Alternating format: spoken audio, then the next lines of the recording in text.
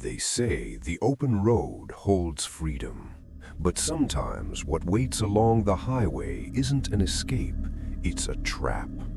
These are 3 true stories from men who stopped at roadside attractions and discovered that some places are designed to keep you there forever. My name is Derek, and I've spent the last 5 years trying to convince myself that what happened at that roadside attraction was just a trick of the mind. But I know better now. I know that some mirrors don't just reflect what's in front of them, they show what's waiting. It was late August, somewhere in rural Nebraska.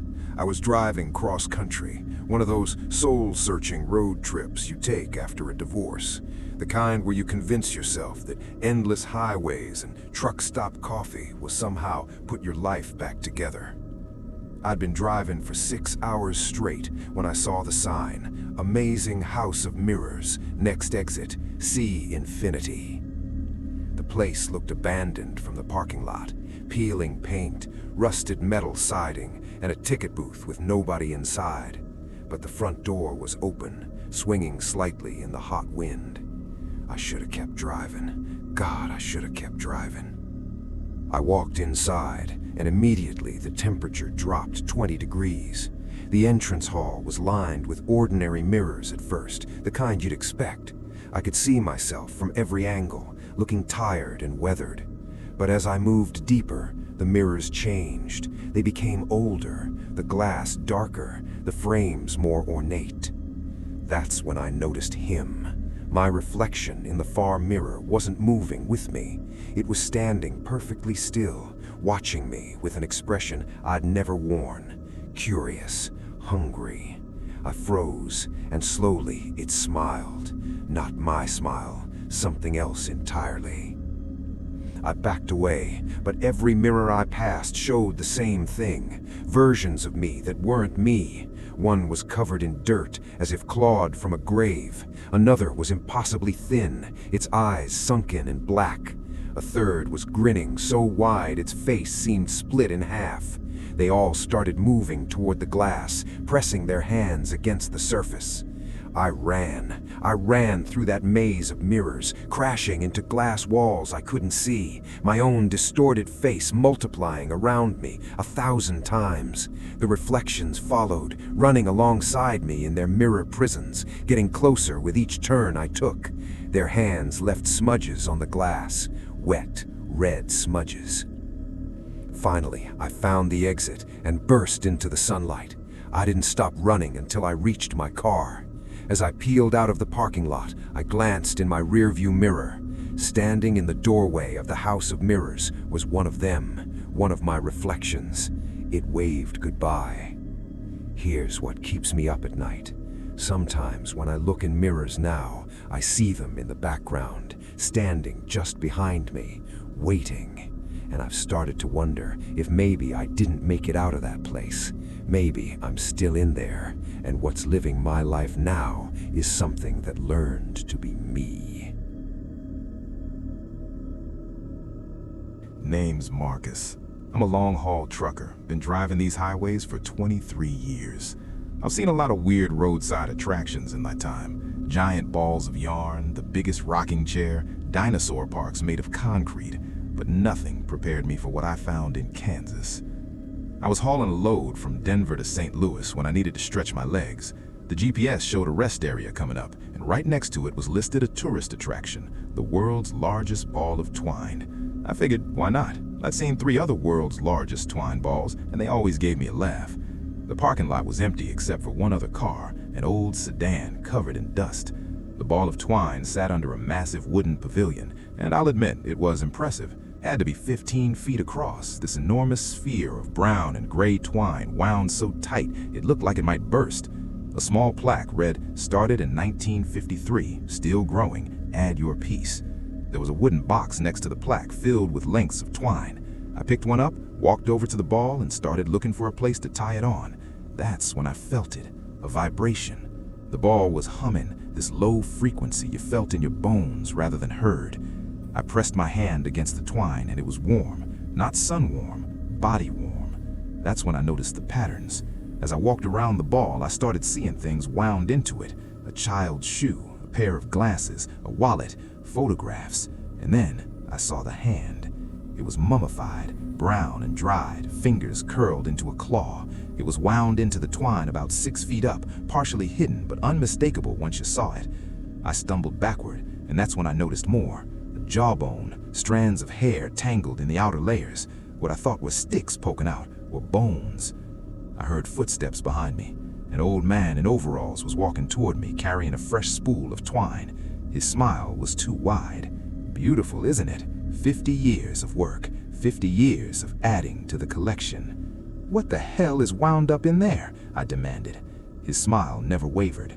Travelers, drifters, people nobody misses. They become part of something greater, something eternal. He took a step closer. We're always looking for donations.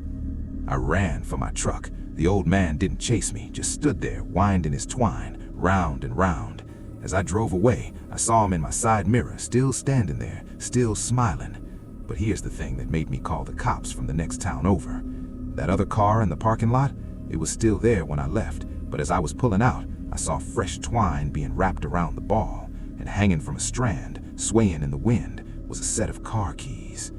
The police investigated. They told me they found nothing unusual, just a ball of twine, but they also told me that over 70 people have gone missing along that stretch of highway over the past 50 years. And you know what? I've driven past that exit 4 times since then for work. The ball gets bigger every time. I'm Jason, and I used to think I knew what fear was. I was a Marine, did 2 tours overseas, saw things that would make most people curl up and quit. But nothing I experienced in combat prepared me for the Reptile Roadshow. It was 3 in the morning, somewhere in the Arizona desert. I was driving back from a friend's wedding in Phoenix, trying to make it home to Albuquerque before dawn. The highway was empty, just me and the endless black desert. That's when I saw the lights. At first I thought it was an accident. Flashing red and green lights, illuminated signs, all set up in what looked like an abandoned gas station. As I got closer, I could read the banner, Reptile Roadshow, live exhibits, see the Serpent King, open 24 hours. I wasn't planning to stop, but my engine started sputtering. The temperature gauge spiked into the red, and I barely made it into the parking lot before the car died completely. The only light for miles was coming from this reptile show. The front entrance was made to look like a giant snake's mouth, with fabric fangs hanging down. Tacky as hell, but the door was open, and I could see someone moving inside. I needed to use a phone, get a tow truck. I had no choice but to go in. Inside, it was sweltering. The air was thick and humid, and the smell hit me immediately.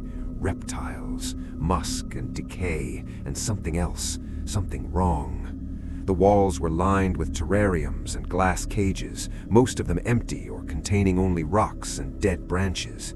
"Hello?" I called out. "My car broke down. I need to use a phone." A voice came from the back, deep and strangely sibilant.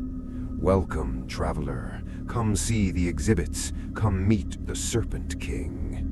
I followed the voice through a curtain of beads into a larger room. This one had bigger enclosures, and these ones weren't empty. I saw lizards the size of dogs, snakes thick as my thigh coiled in the corners, but they weren't moving right. Their movements were jerky, puppet-like, as if something else was controlling them. At the far end of the room was the largest enclosure I'd ever seen. It took up the entire back wall, maybe 30 feet across and floor to ceiling. The glass was fogged from the inside, and I could see something massive moving behind it, something that couldn't possibly fit in there based on the size of the building from outside. "Do you like snakes, Jason?" I spun around. A man stood behind me, but his proportions were wrong. Too tall, too thin, his neck slightly too long. His eyes didn't blink. "I know all my visitors," he said. "I've been waiting for you. The Serpent King is hungry, and you smell like fear, like the desert, like home. The glass behind me cracked. I turned and saw it, a snake's head, but the size of a car, pressing against the enclosure. Its eyes were intelligent, ancient, malevolent, and behind it, coils upon coils of scaled body, moving in impossible patterns. "He wants to meet you," he said. "He wants to show you what's beneath, the old roads, the roads we traveled before humans paved over them with their concrete and arrogance." More glass cracked. The other snakes in the room started hissing, a sound that built and built until it was like standing next to a jet engine. I bolted. I ran back through that entrance, out through the snake mouth, into the parking lot. My car started on the first try, engine cool, temperature normal, as if nothing had been wrong. I floored it, not looking back until I was 20 miles down the highway.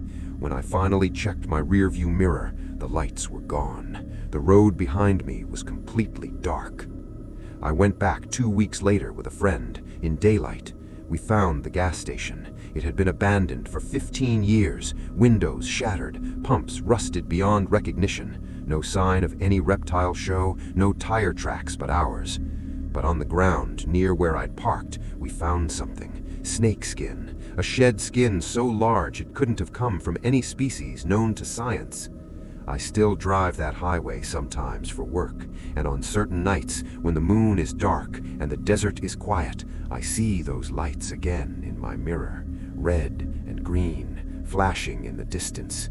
The Reptile Roadshow, waiting for the next traveler, waiting for someone who won't get away. These are the stories.